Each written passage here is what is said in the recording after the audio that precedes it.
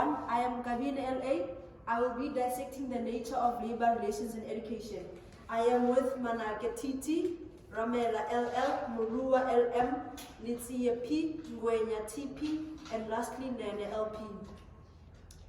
The nature of labor relations in South Africa are regulated through a variety of documents and agreements that are formulated at a variety of forums, namely the workplace, the bargaining chambers, which could be the Employment of Educators Council, the courts, which is the Labour Court, and lastly in the Parliament. These labor relations are formulated and regularly amended to suit new developments and needs in the context of the South African education. Furthermore, we have common law determinants and statutory provisions that regulate the labor relations in the South African education, namely the Constitution, the Labor Relations Act, the SACE Act, other statutes, and lastly common law. These determinants and statutory law provisions are valid and have been developed in terms of Section 8 of the South African Constitution. What are the most important aspects of individual employment? So we have the educator, we have the workplace, and we have the Schools Act. As we all know that the educator is that one person who educates, trains, and provides educational purpose services to pupils. And the workplaces includes the educational departments outside of the schools, namely basic education departments and the district offices.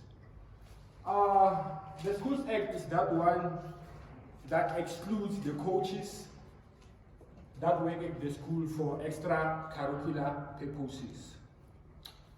So according to the Employment of Educators Act 756 of 1997, an educator means any person who teach and educate, trains other people and provides educational therapy and educational service to any public school. Carrying on, there are terms and conditions that affect the contract of the employment contract of the educators.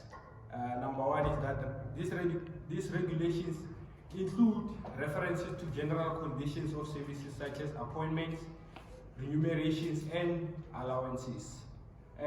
Number two, educators should sign contracts either with the states or the schools through the school governing bodies.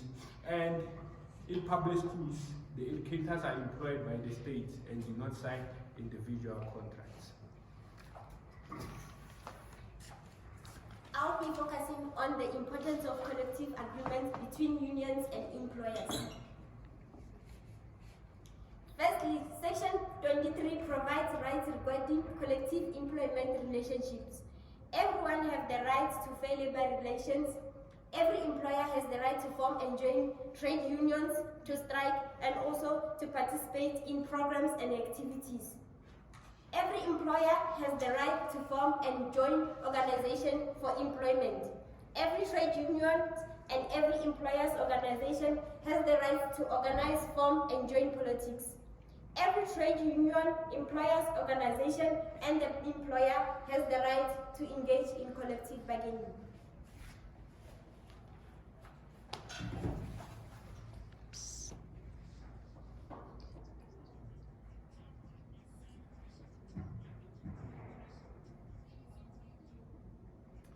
Appropriate procedures in case of an educator who is accused of misconduct. The disciplinary panel may exclude any person or category of persons from attending the disciplinary hearing on reasonable grounds or if the orderly conduct of the inquiry so requires. The disciplinary panel may postpone or adjourn a disciplinary hearing at its discretion or on request of any party to the hearing prior to the date set for the hearing.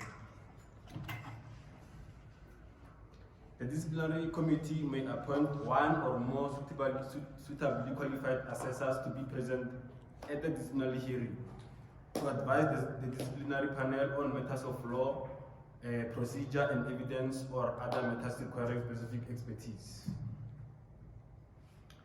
If the disciplinary panel decides to hear evidence pertaining to the charge, Every party to a hearing or the party's representatives is entitled to lead evidence in support of their case, cross-examine any witness of an opposing party, and re-examine any witness led by the party.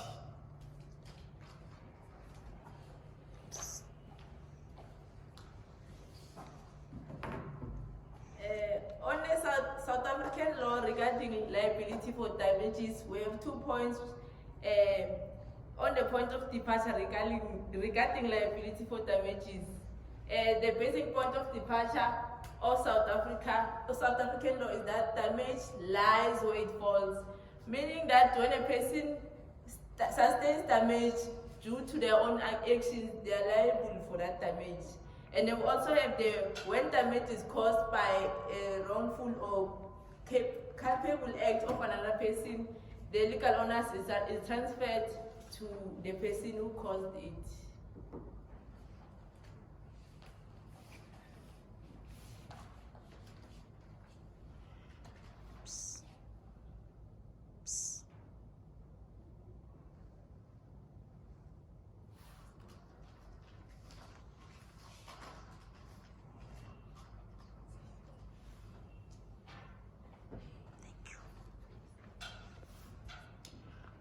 The absence of sound learning conduct has a negative bearing on a secure teaching learning environment. 1, it reduces social skills. Learners lack to interact positively with others. 2, the fear of consequences, or the fear of consequences and taking of chances. Learners are afraid of failure. 3, the inability to solve problems. Learners lack clear solutions and approach. 4, poor academic performance. Learners lack motivation for learning.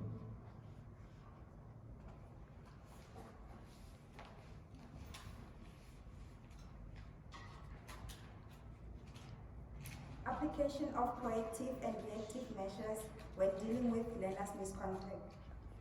Proactive measures are measures that include actions taken to reduce the likelihood of misconduct from occurring.